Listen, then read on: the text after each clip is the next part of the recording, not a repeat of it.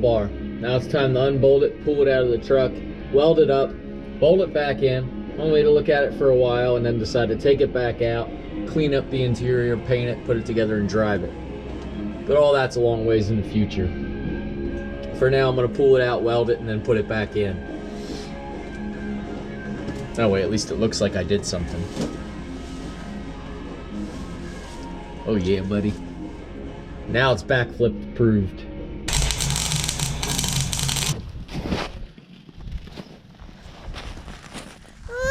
Oh.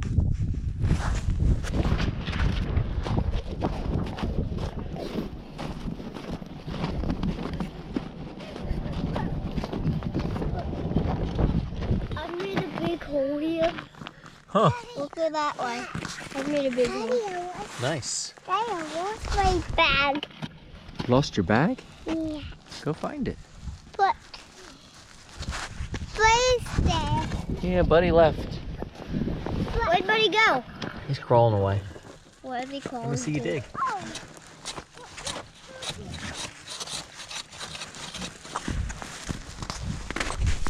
Back here in the corner of the shop, I've had this transfer case nestled under the shelf for, I don't know, maybe 5 or 8 years. Maybe 5.5 to 6.5 years ago. I've had this transfer case nestled under my shelf for a long time. I pulled it out. It's an Axletech transfer case, and I bought it in a lot with Axletech axles, which I used in the monster truck. And I don't know anything about it. It's air shift, and I don't have any onboard air. So this thing's air shift, and I don't have any onboard air in the truck. So I'm gonna go ahead. I pulled the flange off the back. This is, I believe, I don't know what this shaft is for. I don't know what this thing came out of. No idea. It's an Axletech. It's got numbers on it, but I don't know. I think it came out of one of the dogs, but maybe it was one of the cats. I'm really not sure. What I do know is that it's an air shift. I think since my axles work forward rotation, normally standard rotation, hopefully it's not backwards. If it's backwards, I can't use it. So long as it's forward rotation, normal rotation, I can use it, but I can't use the air shift. So I'm going to have to make shifters for it. The first thing I found out was that it was in neutral and that it needs air pressure to put it in gear just to have rear wheel drive. I don't need neutral on the thing, so I'm just going to delete neutral and lock it in drive. Then I'm going to have to get a little bit more creative and make a disengage for the front end. The only issue with that seems like the flange is real close to where the air locker is. So it might make it hard for me to make some kind of linkage there. I haven't decided. The first thing I'm going to do is make something to lock it in drive all the time. That way it's not stuck in neutral until it gets air pressure. All right, very good. So what I'm going to do now is take my hammer, just as soon as I can find it. There it is, my lucky hammer. Now, I've got my hammer, and I've got my tape measure. What I'm going to do, now, I pulled this, it's pretty simple. I pulled this off, and this cover has an air fitting coming into it. So when you put air pressure to this cap, it pushes in on this piston and locks the truck in the gear. As soon as air pressure's off, the piston pops out, and it takes it out of gear. It's in neutral right now. You'll see it spinning, but if I hold the bottom flange, I can just spin the top. It's in neutral. When I push this in,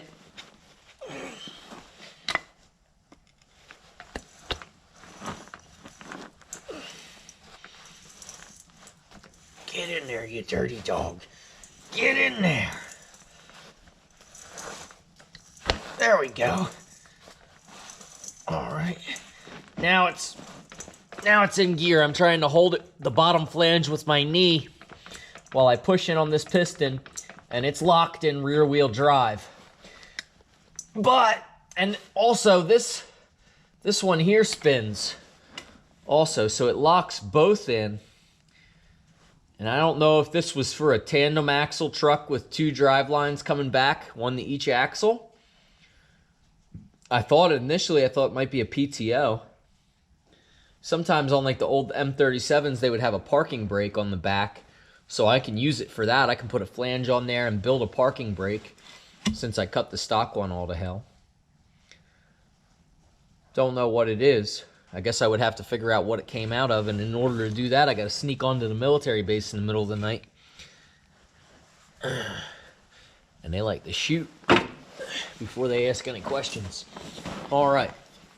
Next thing, let's just put that back in. We're going to engage it again. And when I engage it again, there we go. I'm going to get a quick measurement of how far that piston has to be in there. I think I can see it's about a 1/2 inch.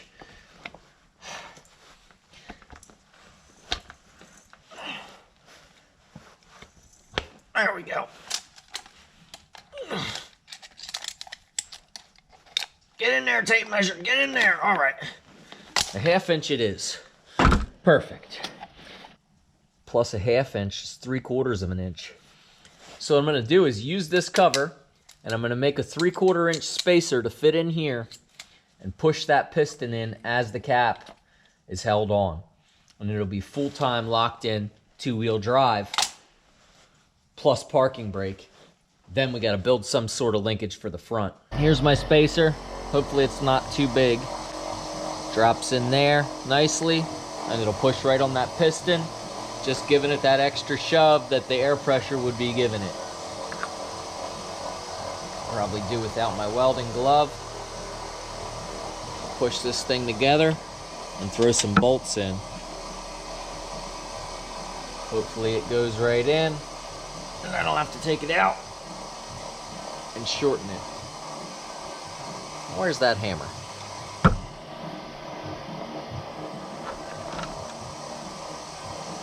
Maybe I can see with the hammer. Yeah. Looks like I might have to shorten it a little bit. Maybe not. That's damn close.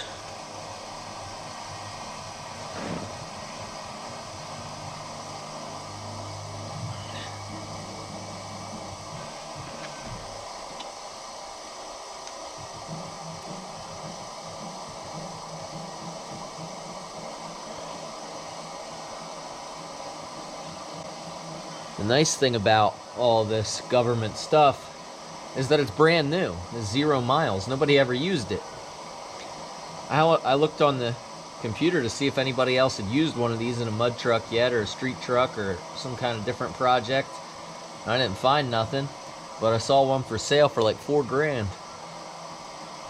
Maybe I should sell it.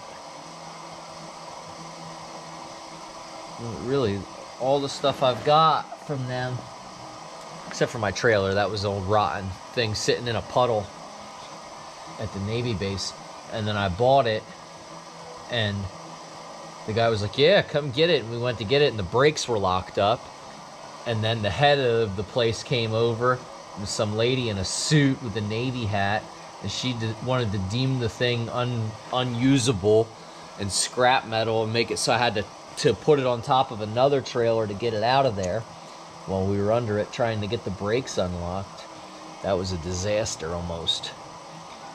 And the guy at the auction yard on the military base was like, come back at 6 o'clock in the morning and take this thing, please, before this lady gets here.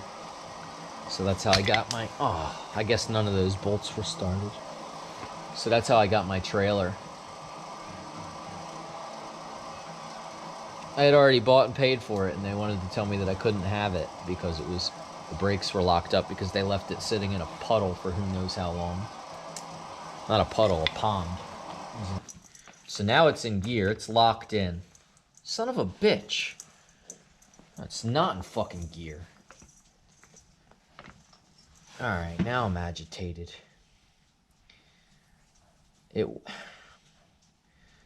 When I was pushing in on that piston with my hammer, I was turning this flange and I was holding this one with my knee, and I couldn't. Well, now I'm doing the same thing. No, I'm pretty sure it was holding in gear, but now it's not holding in gear. If I can hold this and then turn this, something's wrong. But then when I hold this, the front one turns. If I hold this with my knee and then I hold this with my hand, maybe it is in gear because I can't turn. Of course, I don't even know for sure if the flange I'm considering as the input flange is actually the input flange. What if this whole thing, maybe this isn't the top? Why do I think this is the top? Well, what's the difference really? One of them should turn 1 or 2 at the same time. This is engaged, so my top is engaged. That's engaged. And lower is engaged, but I can hold this bottom flange while I turn the top, and then it spins the opposite output flange. And if I hold that one, it spins this one. It's like a limited slip rear end. Almost. What? Oh boy. Now I'm in a pickle. I'm playing with something I don't understand. But I've got to figure this thing out. It's possible. It's got to be possible. But what did I just do? This was not spinning until I engaged that piston. Now it's locked in. And something has to spin down below, but it's allowing one to hold. It allows one to hold. Is that just because... That doesn't make any sense. That doesn't make any sense. What the hell's going on inside of this thing?